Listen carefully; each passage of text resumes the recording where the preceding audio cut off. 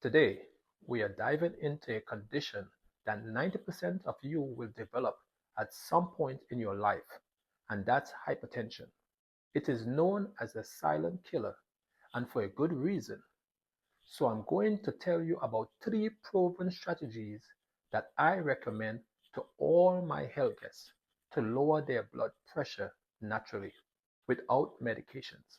Now, to understand hypertension, you have to understand how blood circulates in the body. For blood to flow forward, it needs to push against the wall of your blood vessels at all times. But as you can imagine, that pressure is constantly changing. When your heart contracts, your blood pressure rises to that top number, the systolic blood pressure. And when your heart relaxes between beats, the blood pressure decreases to the lower number called the diastolic blood pressure. But no matter the causes of high blood pressure, over time it is extremely damaging to your blood vessels. In fact, up to 50% of heart attacks and strokes are caused by hypertension. So now let's dive into the top three ways that you can naturally lower your blood pressure. As you can imagine, diet plays a big role in blood pressure. And there is one particular diet that's proven to lower your blood pressure. It is a plant-based diet, which is basically what most people think of as a healthy diet. Eat more whole foods, eat less salt and processed foods. Believe it or not, but added salt only accounts for a small amount of people's salt intake. In reality, 80% of your salt intake comes from processed foods and eaten out. Studies have shown that by increasing the amount of potassium-rich foods you eat, like bananas, oranges, sweet potatoes, spinach, and beans, you can lower your blood pressure by as much as 5 to 7 points. But be careful loading up on potassium. Potassium isn't for everyone. If you have kidney problems or if you take medications that cause you to retain potassium, this is not the strategy for you. So talk to your doctor before you make any drastic changes. Okay, now on to exercise. Up until recently, it seems like cardio was the best way to lower your blood pressure. But emerging research is showing that other types of training may be even more effective, like squats or planks, which lower the systolic pressure up to 8 points.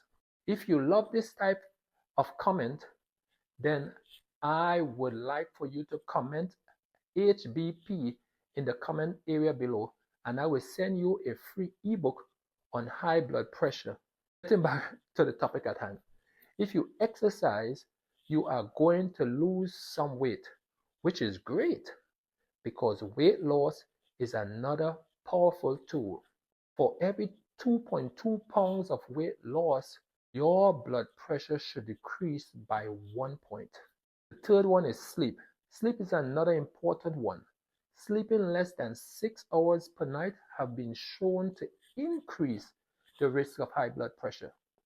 But some people can sleep the entire night and still feel exhausted the next day.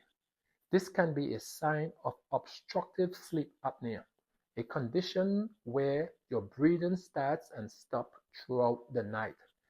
And it's actually one of the major causes of resistant hypertension.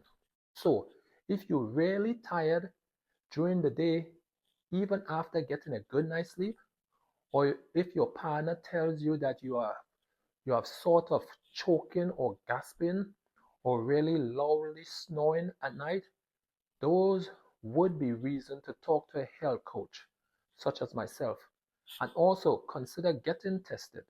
So let's say you are doing all of these things and your blood pressure is coming down nicely. What numbers are we actually aiming for?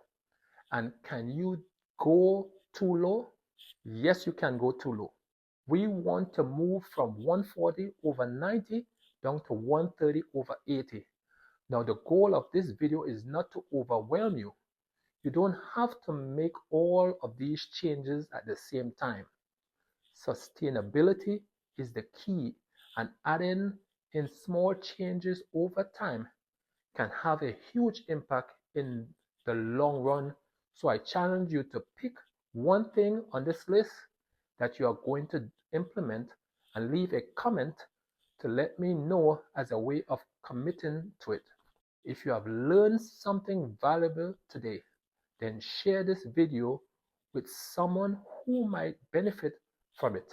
High blood pressure affects over 1 billion people worldwide, and together we can raise awareness and empower others to take control of their health.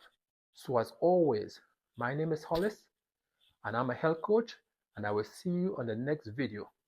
So, bye bye for now.